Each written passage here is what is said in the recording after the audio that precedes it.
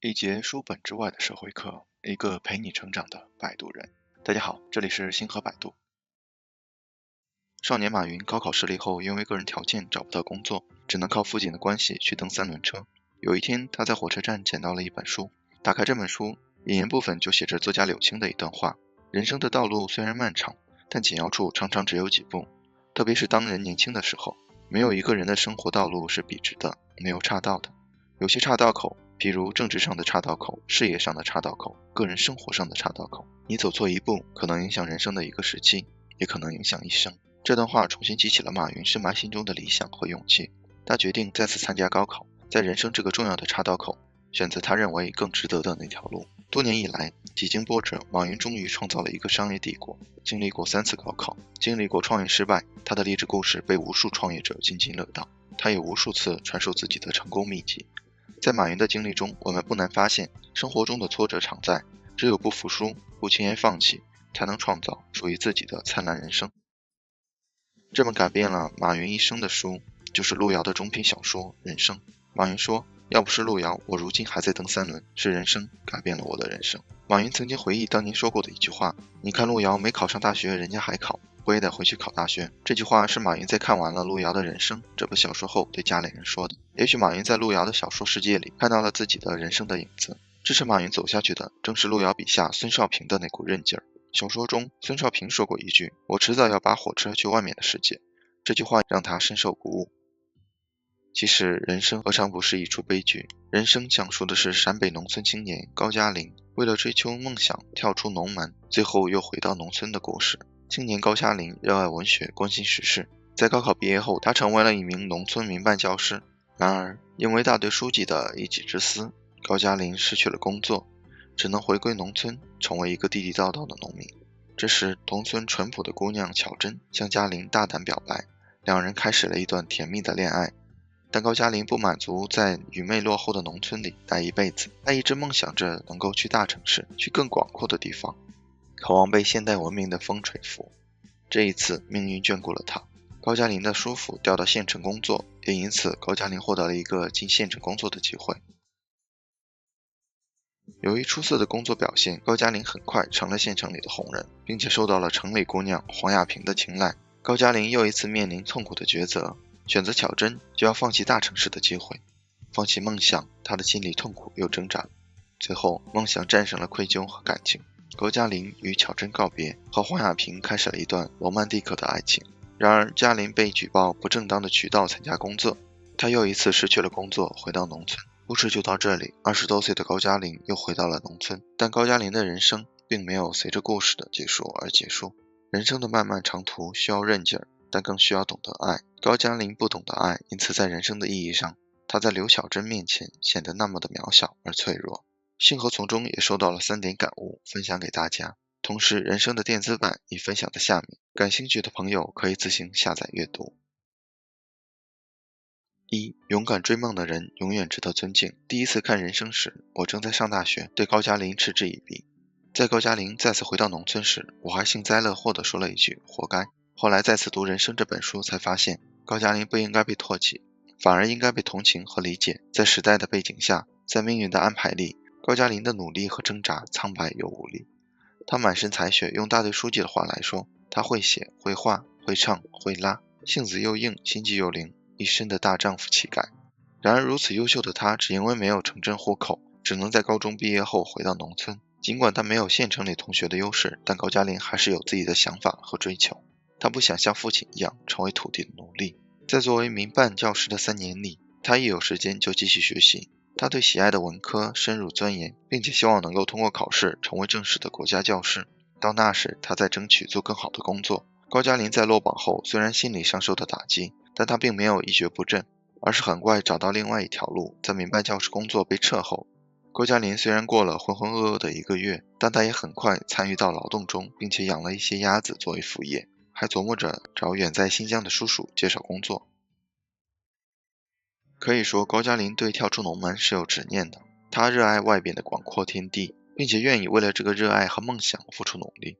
转业回乡的叔叔间接地给高加林带来了另外一份更体面的工作——通讯干事。因为他的才华和优秀的业务能力，他很快成为令人瞩目的一位干部，但高加林并不满足一直待在这个小小的县城里，他一直在用更加努力的工作和更加刻苦的学习来充实自己。不管是生命的至暗还是高光时刻，高加林始终没有放弃自己。我们为什么要追逐梦想？三毛曾说，心若没有栖息的地方，到哪里都是流浪。梦想就是那块心灵的栖息地。2. 真正的爱从来不是单方面的付出。高加林在民办教师职务被撤后，他跌入人生低谷，但就在低谷中，他也得到了人生中最真挚、最热烈的爱情，来自金子一样的巧珍。巧珍的爱热烈、大胆、直白，他为了嘉林的痛苦而痛苦，为了嘉林的幸运而开怀。嘉林出于自尊心，不愿意去县城里卖馒头，他拎起篮子就帮嘉林去卖。嘉林刚刚参加劳动，他怕嘉林饿坏，偷偷的给他准备吃的。嘉林想要跳出农门，他虽然不舍又害怕，但依然支持他去过自己喜欢的日子。就连最后嘉林抛弃他，他也没有抱怨和哭闹，而是自己吞下泪水。反观高加林呢，哪怕是在最热恋的日子里，他都在惆怅和巧珍的结合会阻碍自己通往城市的路。在重新回到县城后，高加林恢复了和黄亚萍的交流，他甚至自己幻想，如果自己能和亚萍一起生活，可能会有更多共同的语言。高加林对巧珍的感情，与其说是爱情，不如说是他在人生至暗时刻得到的一点安抚和慰藉。巧珍像一束光照进了嘉林的生活，但并没有照亮他的心。高加林和黄亚萍呢，看起来他们的爱情是平等的，是有共同语言的，但黄亚萍的任性是从小养成的。她可以在大半夜叫醒父母，只为宣布一件要和张克南分手的大事，也可以在高加林开会的风雨天，让他去找一把丢失的水果刀。高加林在他面前永远是一个乡巴佬，他可以爱着有才华的县城干部高加林，却永远不可能嫁给有才华的农民高加林。如果你是高加林，你会选择巧珍还是黄亚萍？星河觉得高加林既配不上巧珍的无私，也高攀不起黄亚林的高傲。真正的爱情一定是把对方放在同等的位置，以赤子之心尊重他，爱护他。所有一尊一卑的爱情，早已奠定了悲剧的基调。3. 人生如棋，落子无悔。就像路遥引言中说的那样，有些路走错一步，可能影响一个时期，甚至影响一生。人生的道路从来都是难以回返。高加林为了梦想和远方，放弃了巧珍的温婉和善良。后来东窗事发，他再回到农村，巧珍已经嫁作他人妇。黄亚萍为了自己的罗曼蒂克，放弃了厮守2年的男友张克南。后来与高加林分手，他没了芝麻，也丢了西瓜。人生如棋，落子无悔。我们该苛求高加林吗？不，在当时的时代背景下，高加林的每一步都是在与命运抗争。他渴望冲破枷锁，冲破既定的命运。人生这条路，每一步都算数。高加林和巧珍的爱情，让他在困惑中感受到了温暖。嘉林在县城中工作，让他施展了才华。虽然暂时回到农村，但谁说得准高加林会被困在农村一辈子吗？一定不会的。没有哪一个人的人生是道路笔直的，没有哪一个人的人生是一路坦途的。陶杰也在《杀鹌鹑的少女》中写道，当你老了，回顾一生，就会发觉什么时候出国读书，什么时候决定做第一份职业，何时选定了对象而恋爱，什么时候结婚，其实都是命运的巨变。只是当时站在三岔路口，眼见风云牵强，你做出选择的那一日，在日记上相当沉闷和平凡。当时还以为是生命中普通的一天。人生总要面对无数的选择，无数的机遇，又有无数的挑战和挫折。我们每个人都在现场直播自己的一生，无法彩排，没有回档。高加林的人生也是值得我们反思的人生。人生如戏，做好自己的主角，也不惧成为别人的配角。只要尽自己最大的努力，活得热气腾腾，就是最好的一生。好了，今天的内容就到这里了，谢谢您耐心观看。如果您有任何建议和想法，欢迎在下方留言。如果您喜欢星河的内容，还望订阅星河百度频道，点赞和分享给更多的朋友。星河将不胜感激，继续分享更多有关成长的优质内容。一个人可以走多远，关键在于与谁同行。愿成长之路有你我相伴。这里是星河百度，我们下期不见不散。一节书本之外的社会课，一个陪你成长的摆渡人。大家好，这里是星河百度。今天跟大家讨论一个很有意思的话题。内容开始之前，星河先问大家一个问题：有什么办法可以让你快速获取他人的好感和信任呢？很多人认为最直接的方法就是给他人帮助，这种方法在我们生活中很常见，也确实可行。不不过我今天想和大家介绍一个不按常理出牌的方法。这个办法在知乎相关问题的回答里获得了令人震惊的75000个赞。通过运用这个方法，我也很多次在工作和生活中获得了益处。下面我们一起来看看这个神奇的方法。现在的营销学里有一个非常经典的案例，上个世纪美国有一家吸尘器公司的推销冠军，他在退休的前一天对其他的员工说：“你们这些笨蛋，推销业务是只会敲开门问好，太太您好，能不能给我3分钟介绍我们公司的一个产品？”每次话还没说完，啪的一声就吃了闭门羹。你说你们不是赤裸裸的骚扰吗？顾客没有报警已经是客气的了。于是这些员工就好奇地问：“那您是如何向顾客推销的呢？”这位退休的老员工回答道：“我会说，太太您好，我是一个路过的推销员，口渴了，能不能给我一杯水喝？”于是我走进顾客的家，先观察一下情况，然后在顾客给我准备水的时间里，轻描淡写地说一说自己所推销的吸尘器。顾客没有压力，自然就会接话，如此一来，产品推销的成功率可以提高80%。其他的员工听了如梦方醒，纷纷给这位老员工鼓掌。其实这个案例有一个心理学的名词叫做富兰克林效应，让别人喜欢你的最好方法就是让他们帮助你。这是根据18世纪美国的国父之一本杰明·富兰克林所说的一句话发展而来的。富兰克林说，相比那些被你帮助过的人，那些曾经帮助过你的人更愿意再帮你一次。他为什么会这么说呢？因为他曾经做过一件影响世界心理学的事情。这个故事最早应该记录在卡耐基的《人性的弱点》一书中。后来在1993年，美国著名的社会心理学家艾略特·阿伦森又将这个故事写进了他的《社会心理学》。故事是这样的：1736年，有一天，富兰克林在宾夕法尼亚的议院发表演讲，另一位议员完全反对他的观点，于是也发表了一篇演讲，十分激烈地批评了富兰克林。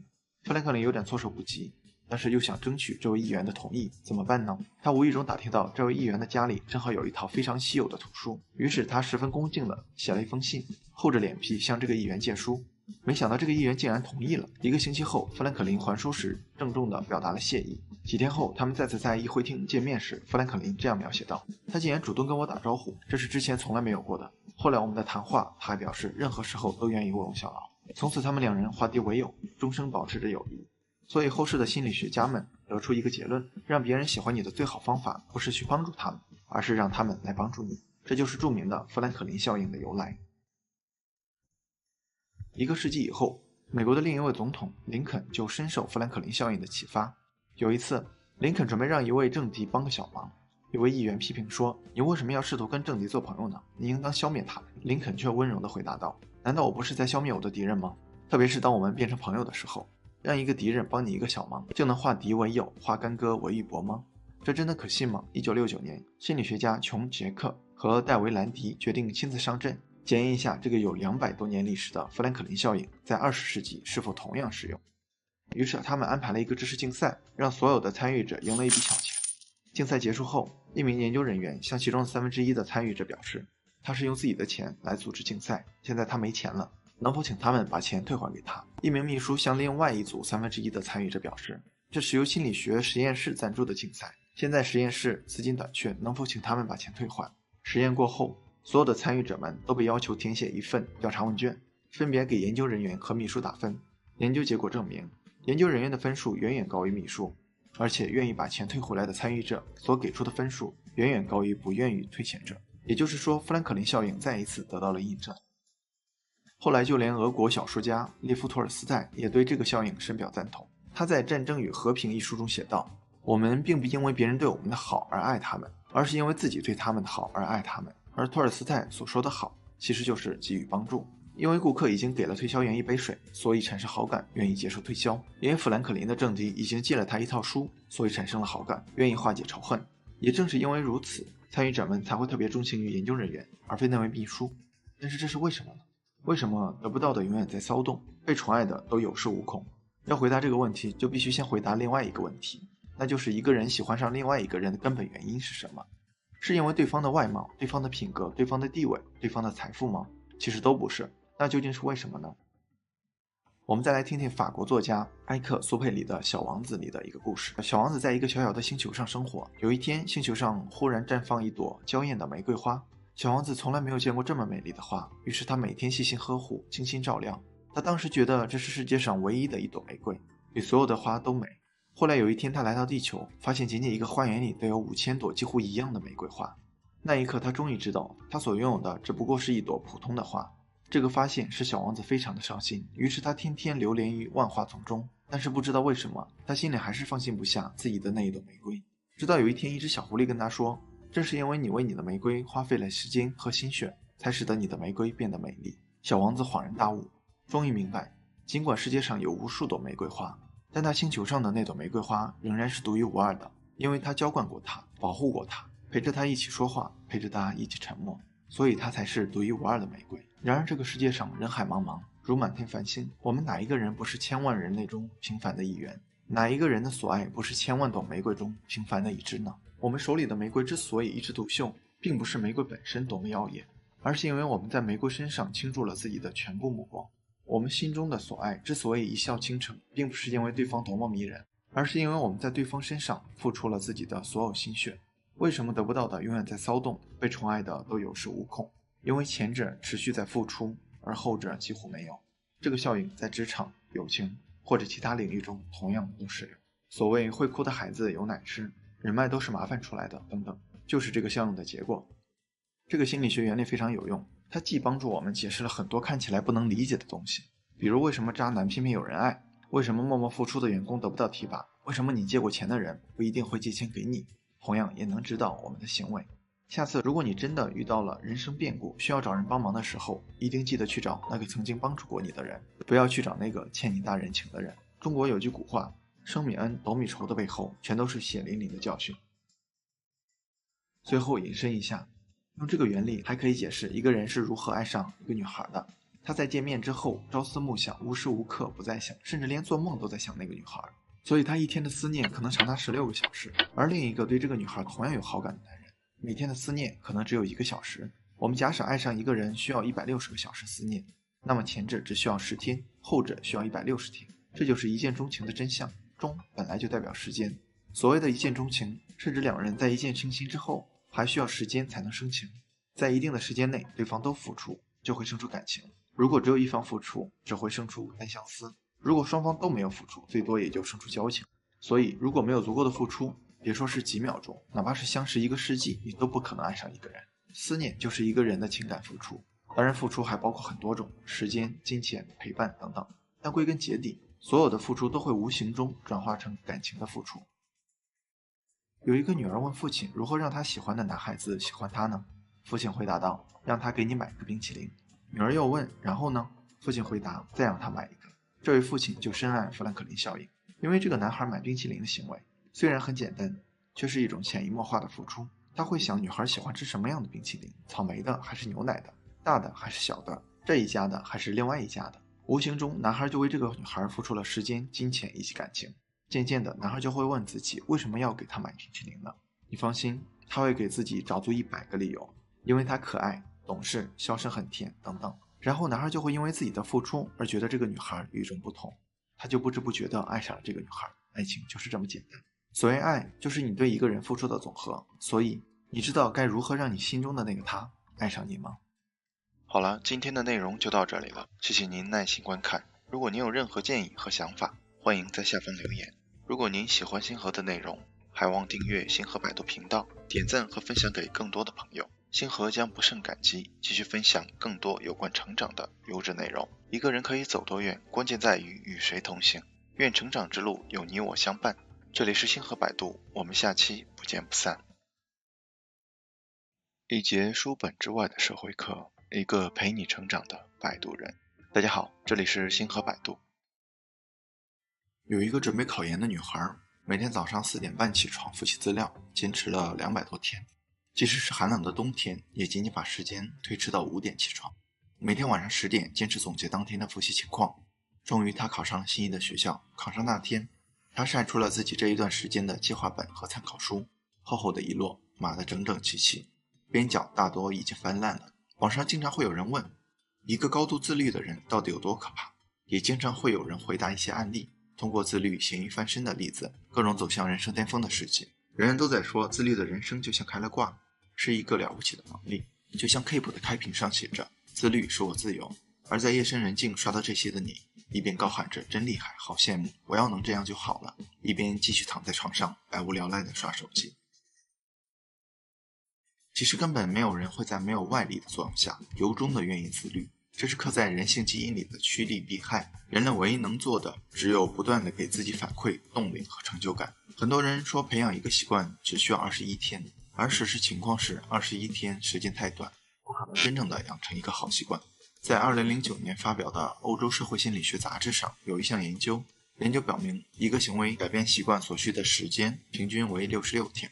所以你觉得坚持一个习惯66天难吗？你觉得让自己变得自律难吗？其实高度自律的人一点都不可怕，只要做到这点，人人都可以成为被别人羡慕的榜样。今天我们来分享的是《微习惯》这本书，这是一个被称作简单到不可能失败的自我管理法则。这本书的电子版星河也放在下方的评论区，有兴趣的朋友可以下载看一下。作者史蒂芬·盖茨是一个天生的懒虫，为了改变这一点，他开始研究各种习惯养成策略，从2004年起不断地建立和培养微习惯。仅仅因为建立了每天做一个俯卧撑的习惯，便在2年内成功减重了30斤，拥有了梦想中的身材。仅仅依靠每天写50个字，1年写的文章就成了过去的4倍，读的书更是过去的10倍。你不相信它有什么神奇吗？我们继续往下说。什么是微习惯？微习惯顾名思义，就是微小的无负担的习惯，它的基础是微步骤，小的不可思议的一小步。微习惯可以用牛顿第一运动定律来解释，除非受到外力作用，否则静止的物体总是保持静止状态。微习惯就是用一个微小的没有任何负担的小行为来充当让你从静止状态到运动状态的那个外力。比如每天做一个俯卧撑，每天记3个单词，每天写30个字，每天看2页书。正是因为习惯很小这个特性，因此它不会给你带来任何负担，更不会带来放弃和失败的挫败感。我们以前想要让自己自律，往往要求自己每周看1本书，每天记20个单词，每天跑步1小时。这些任务对于很多人来说多少有一些难度，每天给自己带来一些压力，有压力难免会有抵触和抗拒，同时偶尔一天的失败也很容易产生挫败感，甚至是放弃。而微习惯，只要你完成了1个俯卧撑，你今天的任务就完成了；只要你写完了30个字的文章，你今天的任务就完成了；只要你看了2页书，你今天的读书任务也达成了。为什么微习惯会有巨大的作用？其实微量开始，超额完成便是它成功的秘密所在。你只要睡前突然想到没做俯卧撑，翻身起来做一个，那么你至少就会完成5到10个俯卧撑。既然你动作都摆好了，怎么可能做一个就停呢？只要开始看1页书，怎么可能看2页书就完了？只要你开始写1个字，怎么可能每天只写30个字的文章？最困难的永远不是如何坚持，而是每天的开始。超额完成的任务都将会带来巨大的成就感和快速的反馈，多做的都是额外，你所养成的好习惯从此将变得毫无压力。看过微习惯之后，我把学习目标调低了，每天学5分钟，让我更能充分地利用碎片时间。5分钟很短，但一旦开始学习，往往会学10分钟、20分钟，不会有任何压力，它很容易实施。它是目前最有效的养成习惯的策略，没有之一。所以我希望从现在开始，从设置你的第1个微习惯开始，开启你开挂的人生吧。如何实施微习惯？作者史蒂芬·盖茨给出了7个步骤。1. 首先，习惯必须足够小，小到不会因为特殊情况就被你放弃，小到你不会觉得自己是在刻意做这件事，小到随时2分钟之内就可以完成。2. 挖掘习惯的内在价值，就是明确为什么要建立这样的微习惯。比如我为什么每天要学习英语？为什么每天要健身？为什么要阅读和写作？3. 确定每天微习惯的量，纳入日程计划。想要养成阅读习惯，就每天读2页书；想要养成写作习惯，就每天写20个字；想要养成健身习惯，就每天跳1个绳，做1个深蹲，做1个俯卧撑。4. 建立奖励机制，提升成就感。回报的方式很多，物质的、精神的都可以。我喜欢每天完成任务之后，看着打卡记录的那种成就感，喜欢跑完步，大汗淋漓的畅快感，这就是简单的奖励机制。5. 利用 App 追踪完成情况。习惯追踪类的手机 App 有很多，输入习惯目标，每天打卡记录，要实事求是，不要欺骗自己，毕竟目标也不是遥不可及的高度。6. 微量开始，超量完成，这才是微量习惯达成的效果。但谨记，微习惯的目标才是目标，超量的那部分并不是目标，更无需强制完成。就好比你只想要1块钱，结果得到了10块，会非常高兴。7. 留意微习惯的养成标志，比如不再抵制，已经常态化等等。罗马非一日建成，但一旦开始，就会有建成的那一天。想做什么事情的时候，就先定一个小目标，行动起来。这就是简单到根本不可能失败的自我管理法则。希望我们可以一起用这个方法培养微习惯，每天做一点，积少成多。我相信时间会证明一切。好了，今天的内容就到这里了，谢谢您耐心观看。如果您有任何建议和想法，欢迎在下方留言。如果您喜欢星河的内容，还望订阅星河百度频道，点赞和分享给更多的朋友。星河将不胜感激，继续分享更多有关成长的优质内容。一个人可以走多远，关键在于与谁同行。愿成长之路有你我相伴。这里是星河百度，我们下期不见不散。他们从普通人转变成有着7位数财产的成功人士的原因之一，在于其富有的习惯。这句话出自美国作家托马斯·科里，他花了整整5年时间，研究了177位白手起家的亿万富翁及128位穷人的日常习惯，并出版了《富有的习惯》一书，为我们揭示了穷人与富人的根本差距，分析了富有的习惯与贫穷的习惯的区别，同时给出了改变和培养习惯的有效途径。他在富有的习惯中写道，通过研究，我发现你的日常习惯会透露出你在生活中能否获得成功。习惯预示着一种因果关系，习惯决定着财富、贫穷、快乐、悲伤、压力、关系好坏、健康与否。克里说，好在是所有的习惯都是可以改变和培养的。让我们来看看从今天就可以开始培养的亿万富翁的13条富有的习惯。1. 他们经常阅读。股神巴菲特在出席哥伦比亚大学商学院活动时表示，他成功的秘籍是每天阅读500页。孙正义曾在2年内读完4000本书，比尔盖茨也一直保持阅读的习惯。富人更愿意学习而非娱乐。克里写道，88%的富人每天会至少阅读30分钟，内容以自学和自我提升类阅读为主。大多数人都不会为了娱乐而去读书，富人阅读是为了获取知识。克里发现他们倾向于阅读3类书：成功人士自传、个人修养或发展类书籍、历史类书籍。2. 他们坚持锻炼。76%的富人坚持每天有氧运动30分钟以上。克里写道，有氧运动包括跑步、短跑、快走、骑自行车等等。有氧运动不仅对身体好，对大脑也有很大的帮助。他写道，有氧运动可以增加神经元，体育锻炼还可以增加体内葡萄糖含量。葡萄糖就是大脑的燃料，大脑获得的养料越多，发展就会越好，你也会变得更加聪明。3. 他们结识其他成功人士。你会和你常常来往的人一样成功。克里写道，富人总是在寻找目标明确、乐观热情、心态积极的人做朋友。另外，也要避免与负能量的人或影响接触。克里强调，负面的、消极的批评会让你离成功的道路越来越远。4. 他们追求自己的目标。追求自己的梦想和目标可以让你产生长期的幸福感，最终转化成大量的财富。有太多人犯了追逐别人梦想的错误，富人则不断完善自己的目标，坚韧而激情满满地追求他们。激情让工作更有趣。克里写道，激情给你提供克服失败、错误、拒绝的能力、坚持和重心。5. 他们坚持早起。在克里的研究中，1半以上自力更生成为亿万富翁的人士，至少在工作时间前3个小时起床。这是对付日常工作突发情况的一种解决策略，比如开会时间太长、路况太堵、要去学校接送孩子等等。这些突发情况会对我们产生心理影响，改变我们的潜意识，最终会让我们觉得生活已经失控。克里写道，早晨5点起床，完成你今天工作中最重要的3件事，这会让你重新掌控你的生活，给你一种你在主导自己生活的自信感。6. 他们有多种收入来源。白手起家的百万富翁不会依靠单一的收入来源，他们有多种收入方式。在我的研究中，65%的富人在他们赚得第一笔100万美元之前，已经有至少3种收入来源了。额外的收入包括房地产租赁、股市投资、副业的部分所有权等等。7. 他们有自己的导师。找到自己的导师可以让你更快积累财富。克里写道，成功的导师不仅仅会对你的生活产生积极的影响，通过指导你什么该做，什么不该做，他们可以定期的活跃在你的成功道路上。他们与你分享有价值的成功经验，这些经验要么来自于他们的导师，或是来自曾经失败的打击。8. 他们有积极的人生态度。白手起家的亿万富翁马克·库班，喜欢 NBA 的朋友一定不陌生，就是那个达拉斯独行侠队的老板。